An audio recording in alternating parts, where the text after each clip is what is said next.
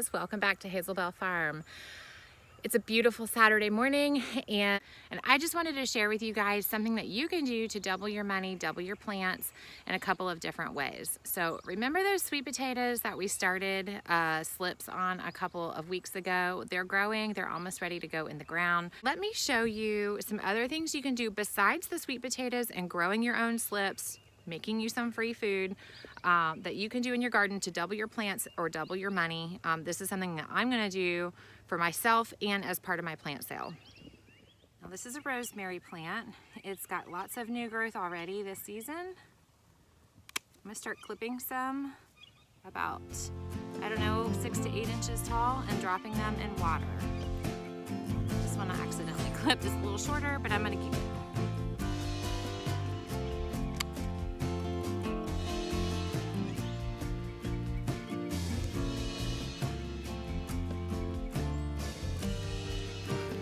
Rosemary, fresh cut rosemary smells like Christmas to me. I just love it. I just love it. So I have another plant I'm gonna cut off of as well. Now what's gonna happen is these are gonna sit in that windowsill. They're going to begin to grow roots. And when they do, I'm gonna pot them up in some potting soil and I will be able to sell them in my plant sale or transplant them out here in the garden or share them with friends. You know, like I said, doubling my plants, doubling my money. Now I might have to trim off the bottoms of these a little bit when I get inside, but that's okay, I'll just use it in the kitchen. I'm actually gonna do some baked chicken today, and some rosemary, some fresh rosemary on that would be perfect.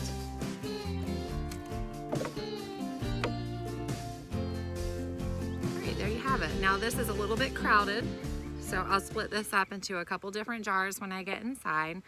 They'll drink well. You don't have to use a rooting hormone on rosemary. It propagates very easily. You can if you would like, or you could use like a willow bark tincture, that kind of thing as a rooting hormone. That works really well. But rosemary, it does a great job of just rooting on its own. Now the next thing I'm going to work on doubling and propagating is mint. So I put this mint in this bed about a year ago. I knew better, but it was new garden beds. They were very bare. I was ready to plant and I put mint in here. Any gardener will tell you, do not put mint in your garden where you don't want to have it forever. The reason for that is mint is actually a rhizome, and that wherever soil hits its stems, it will root and it will spread. So I have mint all the way across this bed now. I'm actually going to be ripping all of it out, possibly today, and I'm gonna move it up by the house into some containers.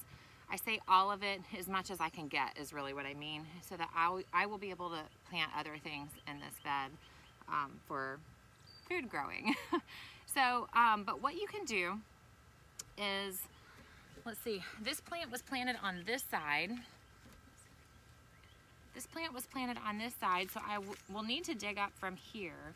But you can see where it's grown all along the bed. It loves these sidewalls, and then it will shoot underneath the soil across the bed. I've got a pretty good chunk over here, and I'm just gonna rip it out with as much root as possible. I will be able to take each one of these pieces and put it in a separate pot. So this is all one stem. I can break off these little side shoots if I want. It smells amazing. If I grab little just roots like this without any green, I can plant the whole thing and new green will come up. This actually has a little bit of green on this side.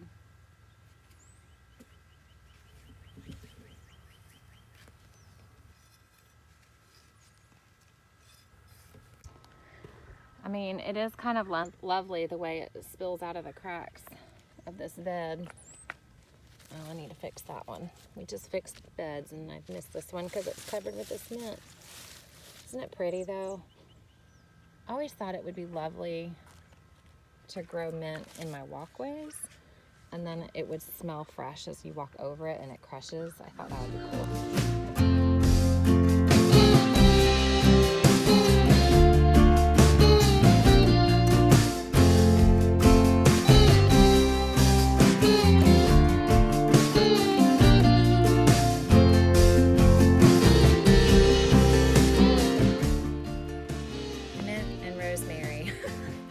get any more Christmas scented than that?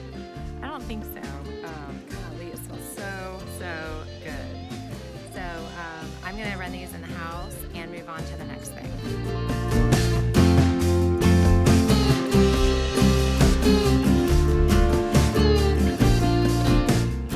All right, these are the pieces I like to use the most. It's got a nice long rhizome with some roots, and it has some green. Now this green might die back after it's planted, but it'll come right back. A pot of dirt about halfway filled. Just gonna kind of circle this around. Let the green stick out. Drop some more soil on top. And now this just needs some good water.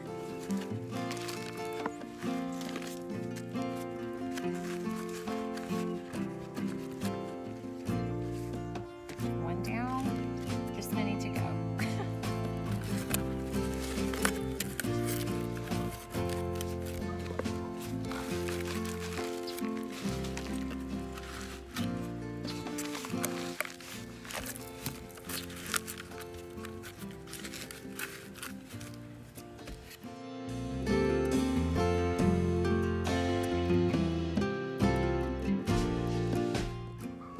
Alright, so I still have a whole bucket of mint to plant out, some on the table, and I think I've got 15 pots here.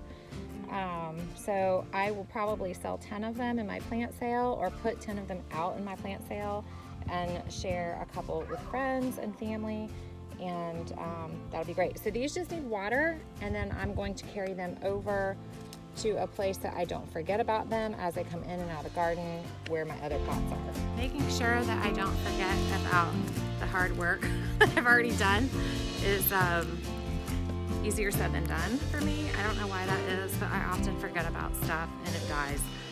So I'm gonna line these up along the side of my other plants that are going to be for sale so that I don't forget about them. I did the same thing with the oregano. I have this huge patch of oregano. Took a huge hole out of the soil, a big chunk. Had to use an actual shovel and get in there with my feet. I have this big piece of it here.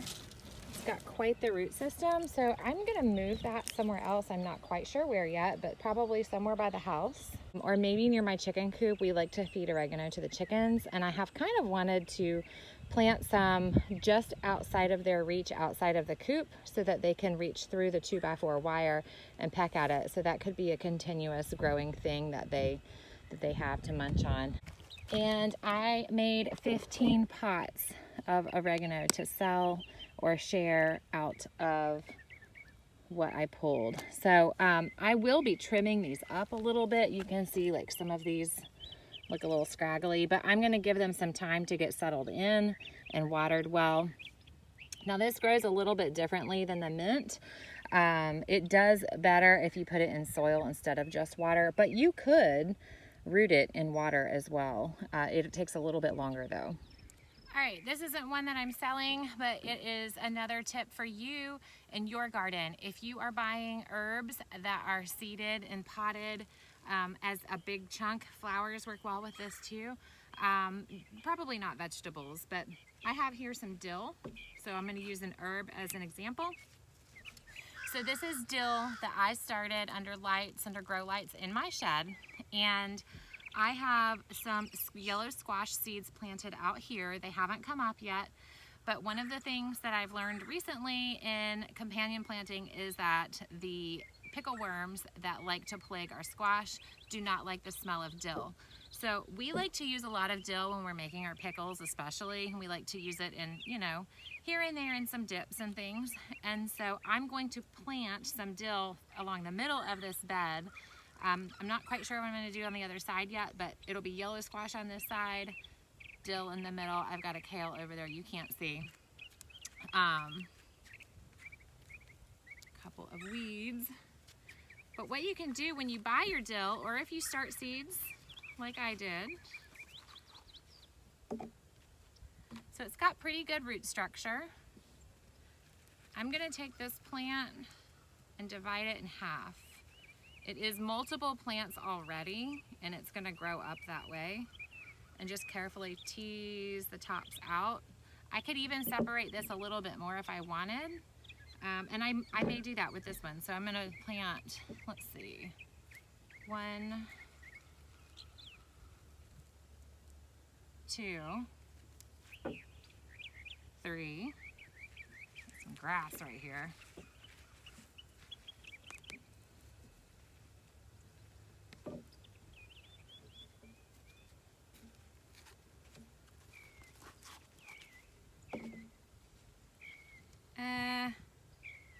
I don't know. I don't think I'm going to separate this out. It just doesn't look like it has a whole lot of strong stems, so I'm going to leave it as one big clump. So I'll have 4 dill planted across here.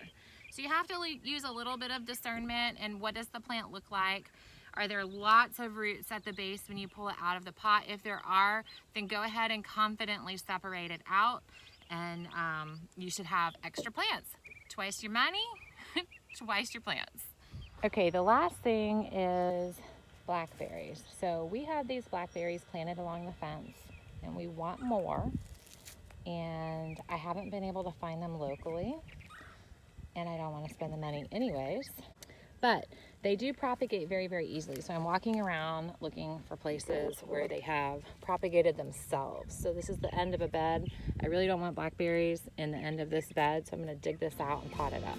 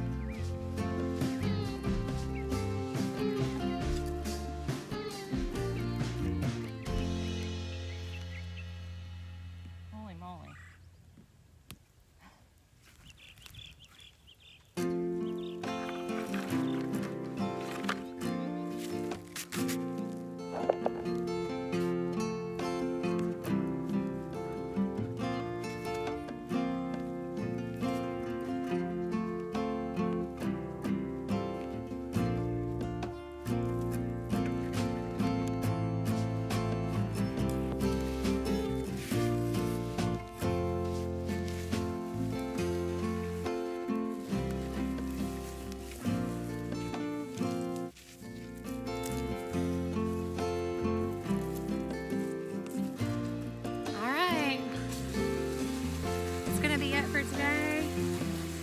As far as the video goes, I'm going to try to get back to a regular posting schedule this week. I don't know what it will be to share with you yet, but I'm going to do my best to get some consistency for you and share what we're doing here on the farm. So until next time, bye friends, thanks for joining.